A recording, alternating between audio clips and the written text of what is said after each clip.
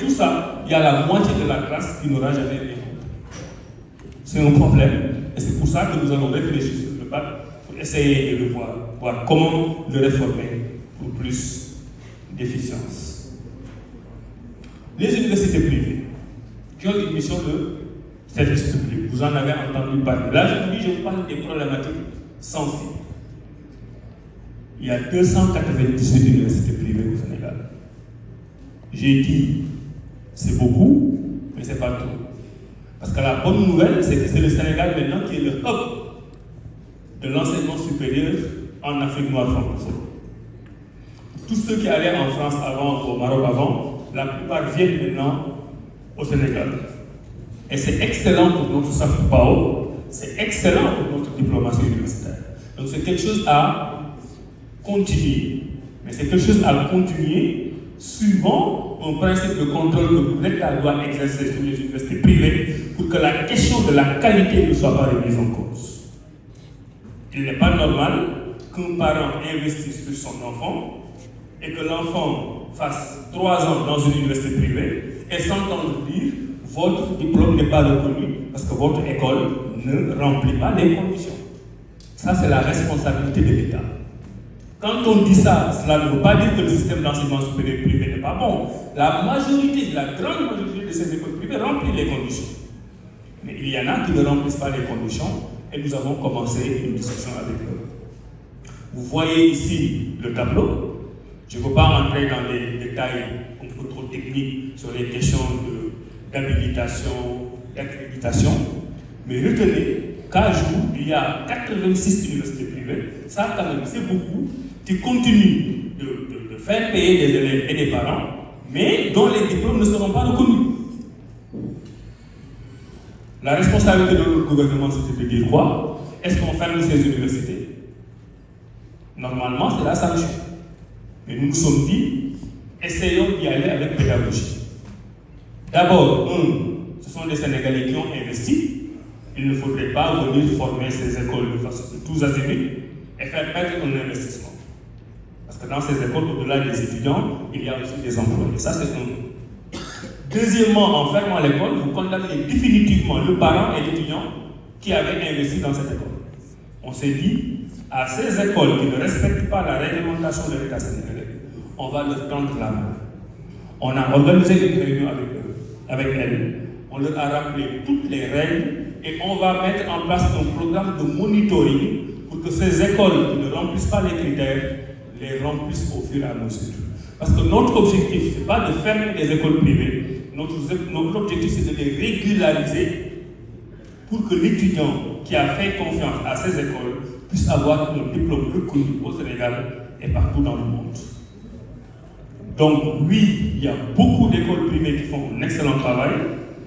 Oui, il y a des écoles qui ne respectent pas la réglementation, mais notre approche pédagogique sur les instructions du chef du gouvernement et du président, c'est de leur tendre la main.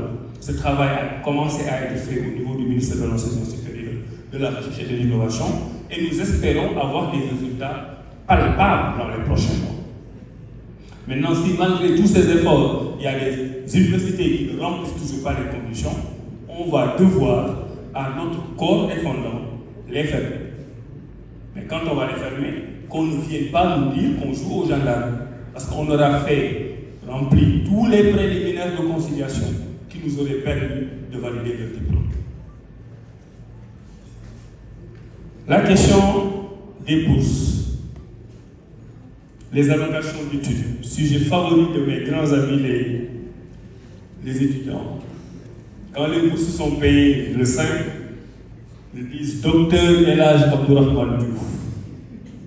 Quand il y a un retard de paiement, ils disent Draman. Mais Draman, nous le dit. Je le dis avec beaucoup d'humour parce que ce sont des grands amis et que nous avons les mêmes objectifs. Alors, pour qu'il n'y ait pas de polémique, je vous ai dit, je n'annonce pas de mesures aujourd'hui. Pourquoi? Parce qu'il n'y a pas encore de mesures. Parce qu'il y a beaucoup de désinformation sur la bourse.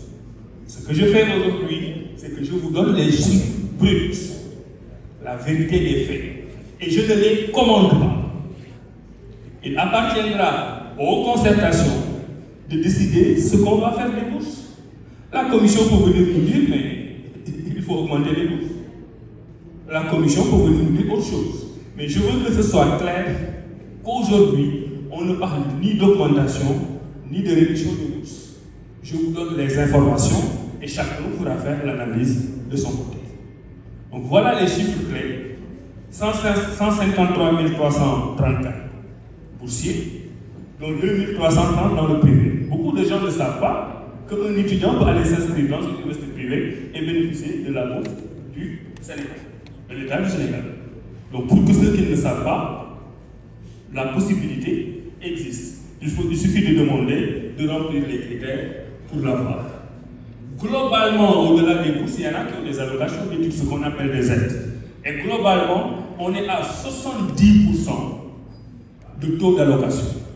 Ça veut dire que si on prend les étudiants sénégalais de façon générale dans le public, sur 10 étudiants, il y en a au moins 70 qui reçoivent un pécule qui vient de l'État du Sénégal.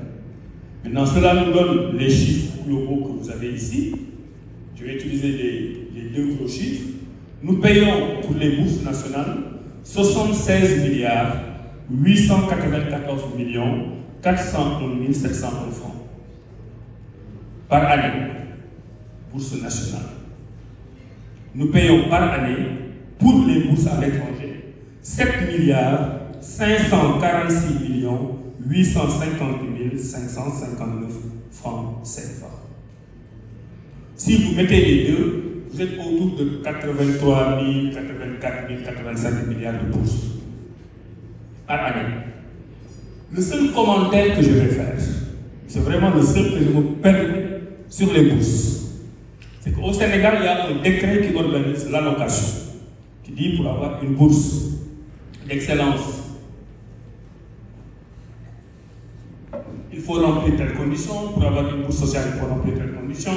Pour avoir une bourse étrangère, il faut remplir telle ou telle autre condition. C'est un décret qui l'organise.